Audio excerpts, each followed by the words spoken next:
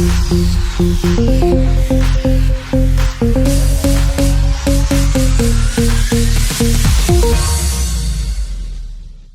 anyway, ladies and gentlemen, please show your love as I introduce to you via Zoom. I wanted him in the building. He's coming to New York too in a couple of weeks, but I was kind of mad at him, but I'm not mad at him because I got him now. But anyway, the one and only legendary Tito Puente Jr.'s in the building. What up, partner? Hey, I had to play some cowbell, man. I had to. Every time when you do come on, you always drop the cowbell, and I love that, man. I appreciate it. How you doing, man? I feel good, Bobby. You're looking good. Hi, Marla. Hi, everybody. Yeah, Marla's in the building. This is Marla. Yes, this is Marla, and Marla's like, listen, she was listening to the song, and she was like, yo, who's playing the guitar? And so at this point, since she asked the question, can you answer Marla's question? Yes, that is an Italian guitar player named Rico Monaco, and we do a lot of shows together.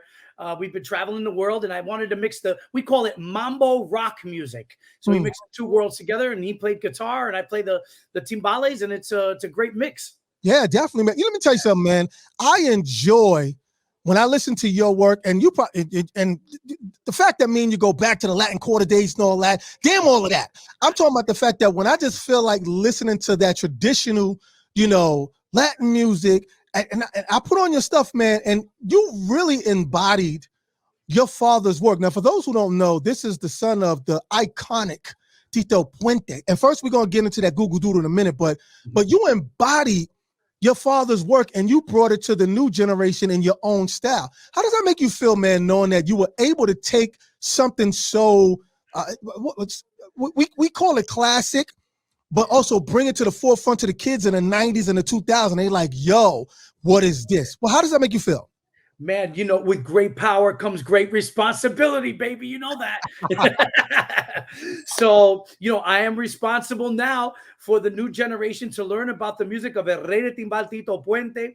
I'm so glad that the new generation, Puente, the last name means bridge in Spanish. So what I'm doing is I'm bridging two generations, from the generation of my father's generation, from the 1940s, 50s, and 60s of the mambo Latin jazz era, to the kids of today. Those kids that are now 22 years old or younger never got to see Tito Puente live. My father passed away 22 years ago. So now those kids got to be taught about the greats like Celia Cruz, Fania All-Stars, Johnny Pacheco, Eddie Palmieri, Tito Puente. And that's what I'm doing now. So bringing the new generation the music of yesteryear. Yeah, and we love it, man. We love it. And the great thing about it too, man, is that you also have a new project out now. A new album, which is actually in a tribute or a joint, kind of like what Natalie Cole and Nat King Cole did with your father. Tell us a little bit about that album and the title of this album. The title of the album is called The King and I. Right. And it's out now on all digital platforms. You can pick it up on Amazon, iTunes, all that. And the album actually consists of all the recording artists from 5 decades of my father's career.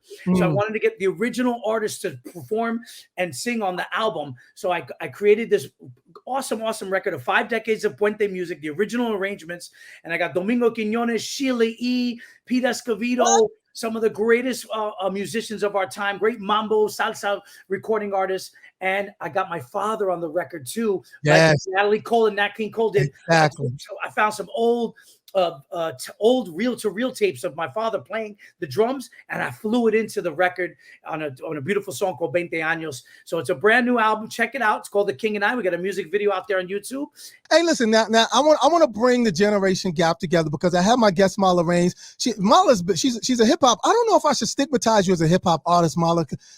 Can I just call you an artist, Marla? I mean, because you did enter in the game as a hip hop artist. I did. I'm a hip hop artist. I mean, but hip hop, I feel like hip hop is a big umbrella. Right. Exactly. And I'm hip hop first. I'm rap first, but I love all music, and I grew up listening to all different kinds of music. So I'm happy to incorporate it into stuff that I do. Now, let me ask you this. Now, I'm sure you know Tito Puente's work and his son Tito Puente Jr.'s work as well.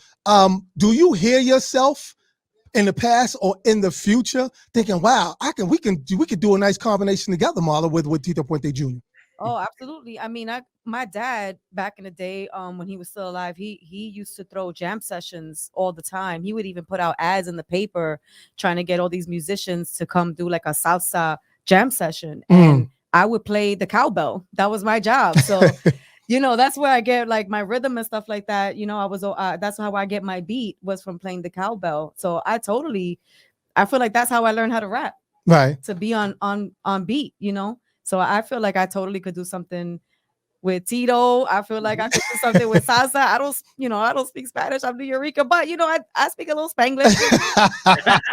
But now, Tito Puente Jr. Let me ask you this, man. Now, for those who don't know you, I know you because we come from that era of the 80s and hip hop, and you know, we kind of seen it all come through, the Kumo D's and all that. We saw that come through.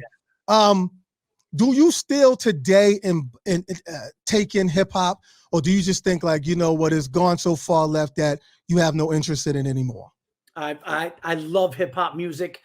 Today it's become just like it's a culture now. It's a total culture. It's probably the largest foray of music in any genre right now on the planet. I'll just go and go to the biggest artist in the world who kind of does hip hop and trap music, and that's Bad Bunny. The man is huge. Yeah. He's very, very, very popular around the world. But me, I'm old school like you, Bobby, man. I like the old cats. I'm a Wu-Tang fan for life. You know, I like the nitty gritty, the grimy stuff from Queens and Brooklyn. You know, to me, the MOPs and the Fushnikins, those are like my favorites that growing up. Of course, the classics, the LL Cool J's, yes, you know, the Curtis Blows. Those are the kings, the titans, the pioneers that really made hip hop what it is today. But I think it's because we were born and raised in New York, and New York City, and the 5 boroughs of Manhattan always combined Latinos, Black people, white people. Everybody loves dance music, hip hop, salsa. And back in the day when we used to go to clubs, they would play hip hop music along with salsa music, and then freestyle and dance and everything. Yes.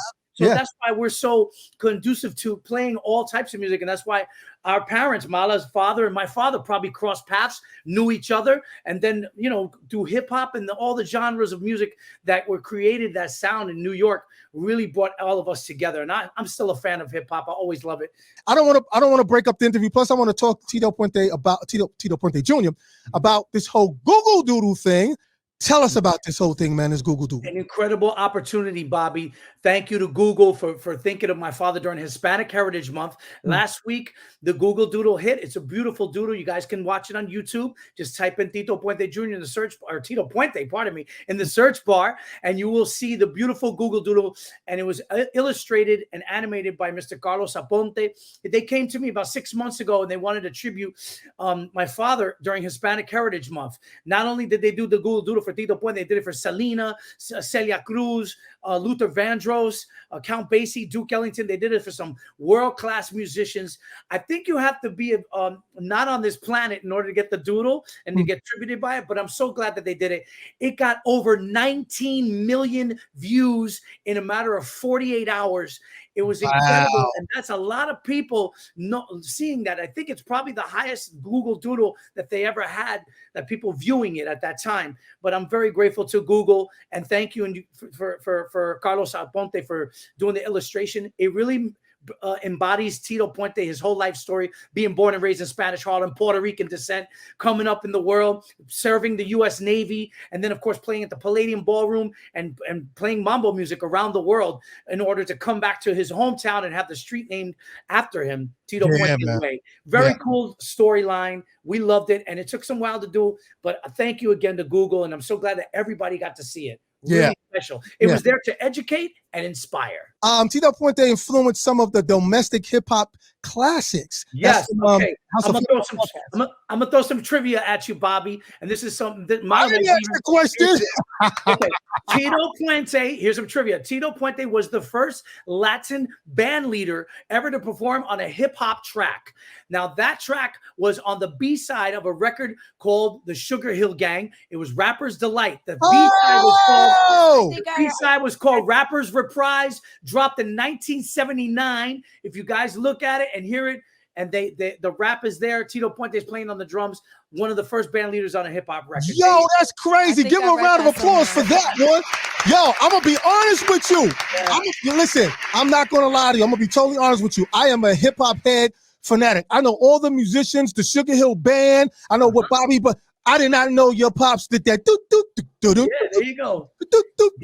Rappers Reprise. That was the name of the tune, and it became a world. I think it's like 9 minutes long, but there's a rap in there. He goes, I don't know how it goes, but it goes by the name of Tito Puente, and then he sticks. Wow. It's amazing. So you know what's so funny? I don't know, Tito. I don't know if you saw this like back and forth that's been going on Instagram and on TikTok, but there's like this argument about where Puerto Ricans are a part of the beginnings of hip hop. So there's all these people debating back and forth, and I think that's when I heard about your dad playing on that record. Was we're bringing up all the Puerto Ricans and other Latinos that were here from day one, when hip hop was being created. So that's super dope. I mean, man, me and Tito both. We Tito Puente Jr. was there. We know. There's a lot of people like Tito who was in the Fearless Four. It was another guy who was what's his name? He did the first Spanish rap on Sugar Hill Records. He was in a group. I can't remember his name, but Charlie, right? Right. Was it Charlie Chase? Yeah, Charlie Chase. Mm-hmm. You know what I'm Charlie saying? Chase, man. When people get into those debates, those are people who want to move it from that era and come into like the golden age of era of hip hop and go down into the 90s and the 2000s. And we try to explain to people we was there. So stop trying to change the narrative. And we don't listen to people like that, Marlon. We don't look because they weren't there. Right. We know the people who was there, the breakers, and we was all there. Me and Tito, come on, man. We can tell you about some Latin quarters and rock season. We'll tell you about that one day. Yeah. Now, for those who didn't see the Google Doogle, Tito Puente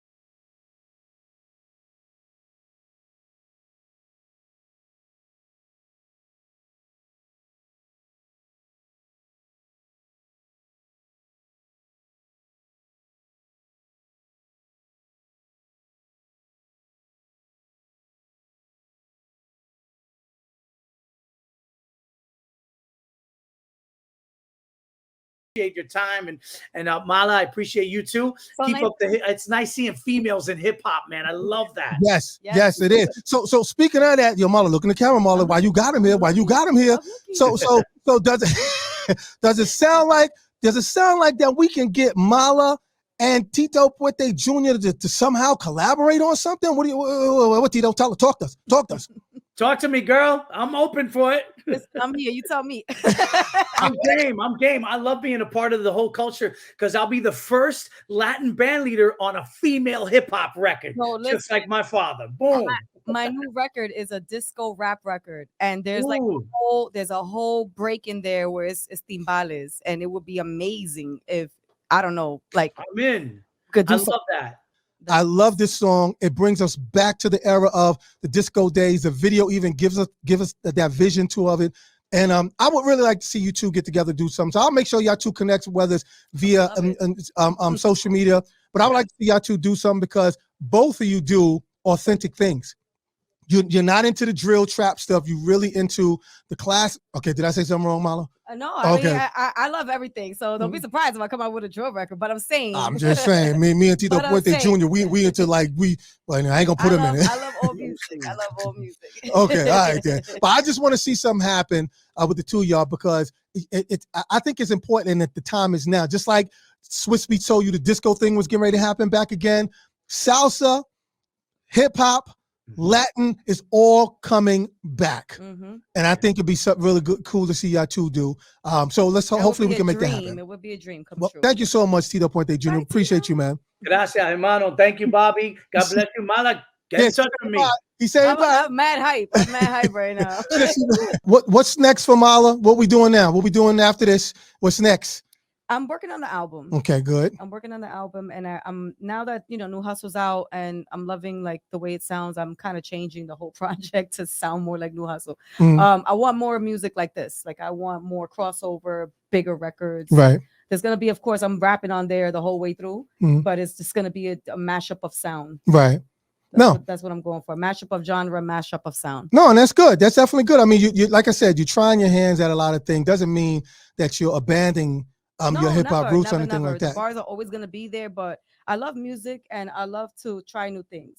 I'm not afraid to experiment when it comes to music. And sometimes, like, I just hear something in my head, and I'm not a producer like that. Like, I don't press the buttons and make the beats. I'll go to Jay and be like, okay, this is what I want, this is what I hear, and let's somehow figure it out and make it happen. Right. So, we work as a team, and this is what I don't know. It's where the music takes me. Good question I want to ask you before I let you leave. An audience who's into what you've already done, right? Have they made the shift of the change of this, or some people just like, nah, that's not you, Mala? Everybody's different. So some people are like, they're like purists, hip hop purists. So some people is like, it's gonna be a little bit of a transition for them because it's coming from me. You know what I'm saying? It's not that they're not open to that kind of music. It's just they're not used to me doing that kind of music. So I feel like they'll come around. Right, okay. Otherwise, everybody else loves me. If you love, like, if you just love like your parents' music, I feel like you're gonna like this music. But I thank you so much. I love you. I appreciate you so much. Love. And yeah. Let's do that new hustle again. Thank you, Mala. Ladies and gentlemen. Thank you for having me. Don't give me no excuses neither when I ask you to come back up again. Do I have a